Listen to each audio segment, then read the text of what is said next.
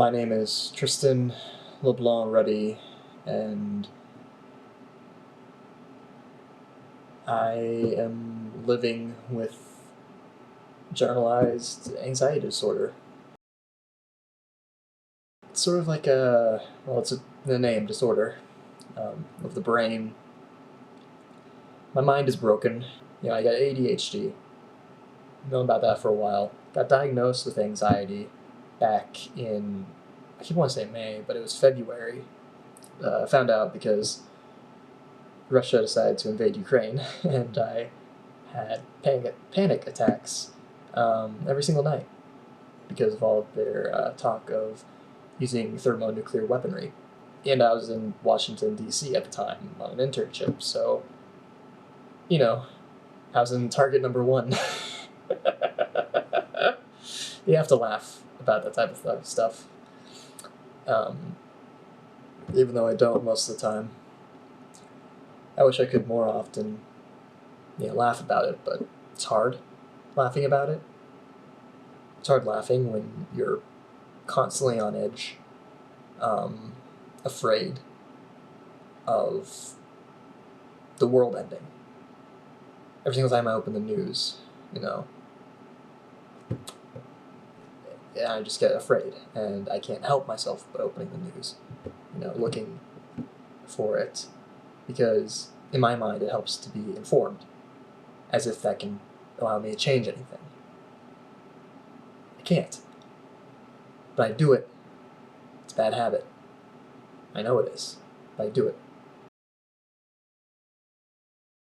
I have to take buspirone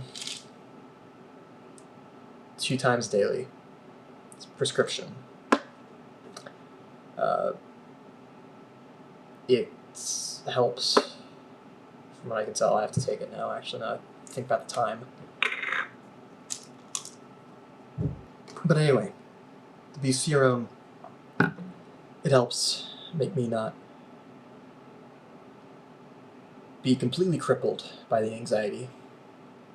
I still have, residual anxiety, but I'm not nearly catatonic. I'm not a deer in the headlights 24/7.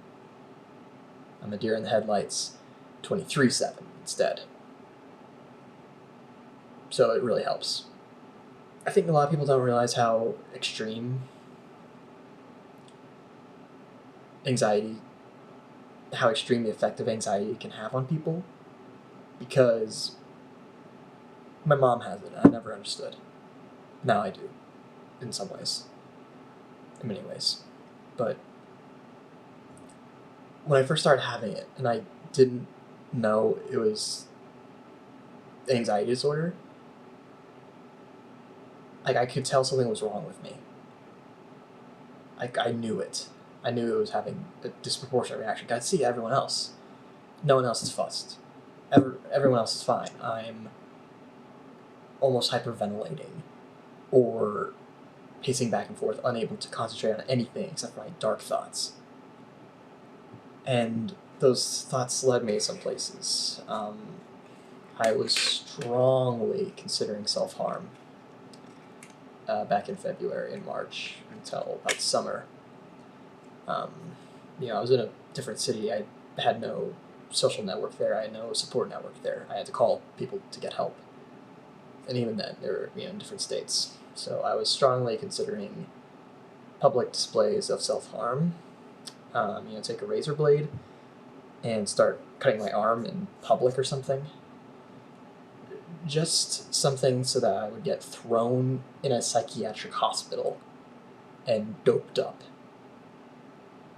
so that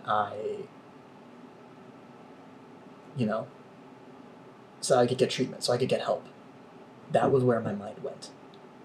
I didn't do it, thank God. But I was close to doing it. I found that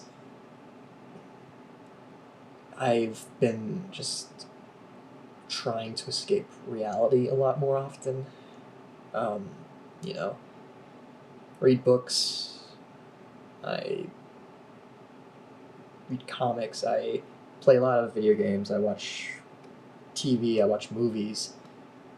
I I have my comfort shows. I have things I really like, history shows or like, fantasy shows and stuff. Just anything to get my mind away from the here and now. And it's a double-edged sword. Double-edged sword. It's a double-edged sword. Because on one hand, it helps. It makes me not afraid. It gives me inspiration. It gives me comfort. It gives me a way out. Away from my own mind. From the storms within, But on the other hand, it enables my procrastination. It makes it so that I don't reach out to people. It means that I just ignore my own responsibilities. Again, just due to my own procrastination, which I've been doing since as long as I can remember. But the anxiety, it amplifies it. Because when you constantly think that you're about to die, that the world is about to end in fire and pain and misery, then there's a little voice in your mind that says, why not be happy? Why not try to make the most of it every single second? You don't want to do that thing? Don't do it. It's not going to make you happy here and now. Don't do it. Because you're going to be dead within, whatever amount of time it randomly says. And it's never a long amount of time. So, why be bored? Why do chores? Why do classwork? At least classwork that doesn't give you instant gratification. Why do your taxes? Why get a job? Why do anything but try to make yourself as happy as you can be 24/7? And unfortunately, I often listen to that voice.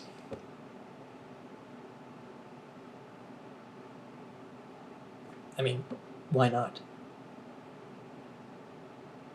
Because my brain keeps telling me, that signal, that danger signal, that I'm in immediate danger. It's constant, almost. It's semi-constant. I have trouble sleeping because of it. And I can't turn it off.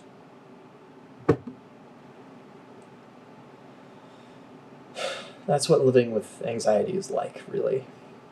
It's a siren that you can't turn off. It's a blanket constantly smothering you. It's a cold chill that's always running down your spine. You can never warm it up. You can never run from it. You can only try to silence it. You try to ignore it. But you gotta keep changing how you do it, because it will break through any wall you set up. Any song you listen to, it will eventually overpower it. It's constant. It's an unending tidal wave that is hitting the shores of my brain, and I am always just treading water and hoping that I don't get swept up in the next big tsunami that it brings toward me.